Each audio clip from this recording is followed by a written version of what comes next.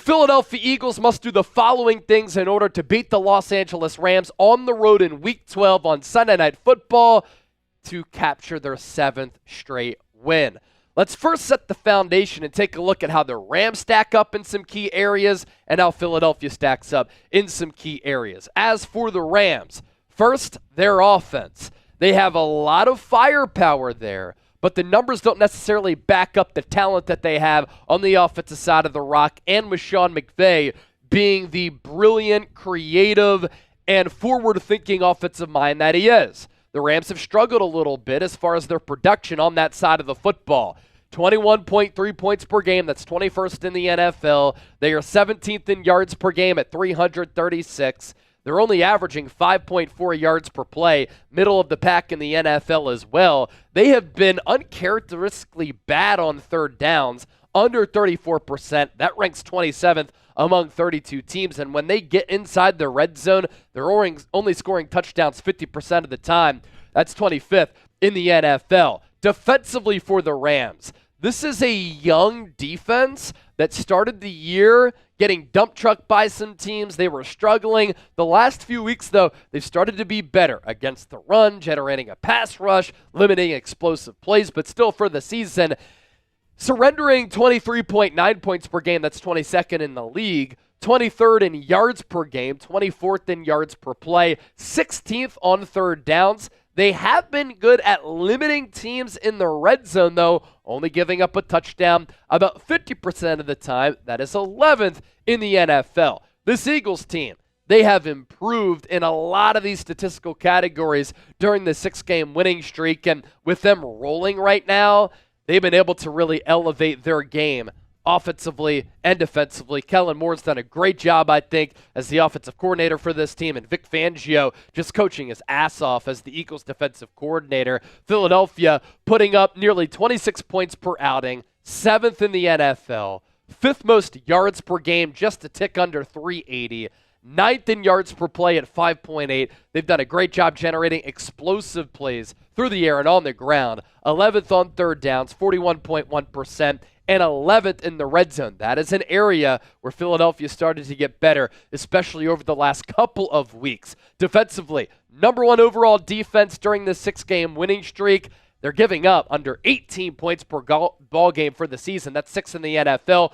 Number 1 in yards per game at 273.1. Number 2 in yards per play at 4.7. What a change from last year when the Eagles were atrocious. 8th on third downs, and 5th in the red zone. So with that, let's do a natural segue to my keys to an Eagles win. You have to put pressure on Matthew Stafford. This, for the most part, has been an underachieving Rams offense this year, but they're capable of going off on the offensive side of the football with Sean McVay calling plays, with Matthew Stafford slinging the rock, with Cooper Kupp, Puka Nacua at that wide receiver spot, Kyren Williams at the running back position, and a good offensive line. And if you can't generate pressure on Matthew Stafford, that is a recipe for disaster, because if he has all night to throw, he will shred you. His number's a little bit down this year. He's completing under 67% of his passes, 2,500 plus yards, so he's capable of putting up a lot of yards, 13 touchdowns, 7 interceptions. The Eagles do have the dogs up front to generate that pressure on Stafford. Josh Sweat, a great year that he's having after that contract restructure. He's in a contract year trying to get that bread. Leads the Eagles with 6 sacks. Nolan Smith has at least a half sack in 3 of his last 5 games. He's been a serious factor. Jalen Carter has been one of the most disruptive and dominant defensive tackles in the game. He has 3.5 sacks. How about Milton Williams? 3 sacks for him, and Brandon Graham playing really good football this deep into his career in his mid-30s. Good against the run, good with the pass rush, 2.5 sacks for him. But this Rams offensive line, they've started to improve. They've invested a lot of money there. Alaric Jackson, 72.5. Pro Football Focus grade. Steve Avila, 64.3. The Rams have big expectations for him. That grade probably should be a little bit higher. Bo Limmer is their center, 63.5 PFF grade there. That name just so perfect for a center. Kevin Dotson, another highly paid player, 70.4, and Rob Havenstein, 66.5. So all of these grades are pretty damn good for Los Angeles. Right about league average or above league average. I'm looking at the interior of that Rams offensive line, and I'm looking at Jalen Carter and Jordan Davis, Milton Williams, Moro Ajomo to potentially have really big games. And then, of course, at the edge spots, Josh Sweat, Nolan Smith, Brandon Graham. The Eagles have also forced 11 turnovers in their last 4 games. That is a sustainable way to play football. And when you win the turnover battle in the NFL, you win and cover about 80% of the time. Key to the game number 2. These young Eagles defensive backs, Quinyon Mitchell, Cooper DeJean, will be tested, and they're going to have to come to play. Puka Nacua missed a lot of time with a couple of different injuries. Injuries while in college at BYU were a problem for him. He had one of the best rookie years that any wide receiver has ever had in the history of football last year. And in limited time, still has 28 catches, 373 yards, had a touchdown to get on the board against the New England Patriots. He's really strong and sturdy. He has kind of sneaky good speed, able to use that body control to create separation. He is just a steady presence. He'll line up out of the slot. He'll line up outside. So I expect Cooper DeJean and Quinyon Mitchell to be able to match up, and they will be across from both Puka Nacua and Cooper Kupp. With Cooper Kupp, he also missed some time. He was banged up for a little while. He still has 47 catches for 488 yards, 4 touchdowns and a long of 69. He still has that explosiveness to his game. As for how Quinyon Mitchell has fared every week this year, Guantanamo Bay, that's the talk of the town in Philadelphia. Week 1 against the Packers, gave up 1 catch for 6 yards. Week 2 against Drake London, 1 catch for 5. Week 3 against Chris Olave, 2 catches for 23. Week 4 against Mike Evans, 2 catches for 19. Week 6 against Amari Cooper, a catch for 10 yards. Week 7 against Malik Neighbors, 1 grab for 9. Jamar Chase, 2 catches, 19 yards. Against the Jags, 1 catch, 11 yards. Week 10 against C.D. Lamb, 2 catches for 14. Week 11 against Terry McLaurin, a shutout. And so Quinyon Mitchell will be matched up against Puka Nacua. He'll be matched up against Cooper Kupp, I would imagine, here and there. And the young DBs, him and Cooper DeJean, going to have to bring it.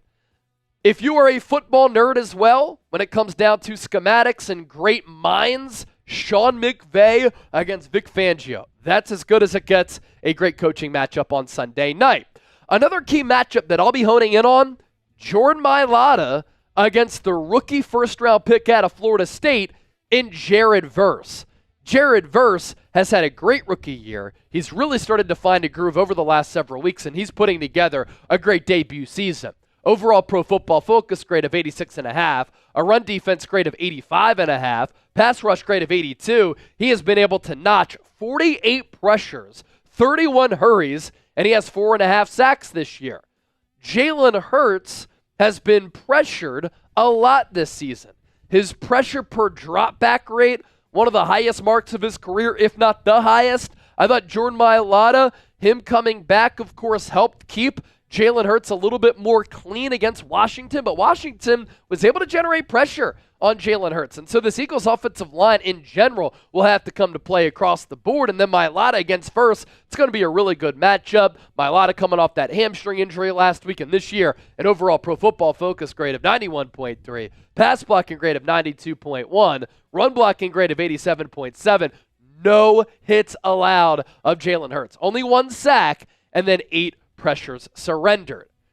Key number 4, the Eagles might have to win by throwing the football. And they're such a complimentary team. Saquon Barkley's having an MVP caliber year, but at some point a team will load the box and they will be obnoxious in doing so just to try to force Jalen Hurts into forcing Hurts to beat them with his arm. Did that make sense? At some point, a team will load the box and force Hurts to beat them with his arm. There you go, if it didn't make sense the first time, because Saquon Barkley has been so dominant. Now, sometimes it doesn't matter because the Eagles' offensive line is so good, and they're really road graders in the run game, and they do such a good job of opening up holes. And even if Saquon just gets a sliver of daylight, he has the patience, the explosion, the decisiveness, and the pull-away speed, the athleticism to really take advantage of whatever hole the Eagles' offensive line is able to open up. But this Rams defense, they're good up front, and they've had some success in stopping the opposition's ground attack. Yards per rush, 4.3, 10th in the NFL. Yards per game, 127.3, number 18. But the Rams also aren't great in the secondary. And during the 6-game winning streak, Jalen Hurts has played pretty damn good football. Little bit of a dip in production and play, both with the eye test and the numbers against Washington. But Washington really threw the kitchen sink at him. He had a passer rating of 88.5. That was the first time during this winning streak that his passer rating has been below 100. Against the Cowboys, 115. Jags, 132.3. Bengals, 132.5. So those two games there, Jags, Bengals, he was nearly perfect. Against the Giants, 119.3. And against the Browns, 126.1. But I like how the Eagles' weapons on the outside and all of their weapons in the pass game, for that matter, match up against the Rams secondary. Darius Williams, Quentin Lake, Kobe Durant, Cam Kitchens, Cam Curl. Those are the DBs that will be on the field for this Rams team. Their PFF grades, Darius Williams, the highest at 69.2. Everybody else is about average, if not below average. Quentin Lake, 61.5. Kobe Durant, 59.8. Cam Kitchens, 59.8. And then Cam Curl at 59.3. Whereas we know what these Eagles weapons are capable of doing. A.J. Brown, a 90.3 Pro Football Focus grade. DeVonta Smith, 77.3. Jahan Dotson, 56. This might be a game where if the Rams stack the box, force the Eagles to throw, where Jahan Dotson might have to finally show up and make some plays. Key to the game number 5. Nick Sirianni against Sean McVay. So many Eagles fans are like, Nick Sirianni doesn't do anything. He's not a real head coach. Being a CEO head coach doesn't matter. Well, are you going to say that about Dan Campbell? Are you going to say that about Jim Harbaugh, John Harbaugh? Are you going to say that about Mike Tomlin? Were you saying that about Bill Belichick? You don't have to call plays to be an elite coach in this league. This is a matchup between two elite coaches in the NFL. And if Nick Sirianni wins the head-to-head, he's taken down maybe the second-best head coach in the NFL in Sean McVay. But because I expect this game to be close, this game could come down to some decisions on the margins. Punting or kicking a field goal. Going for it or kicking a field goal. Going for a touchdown, kicking the field goal.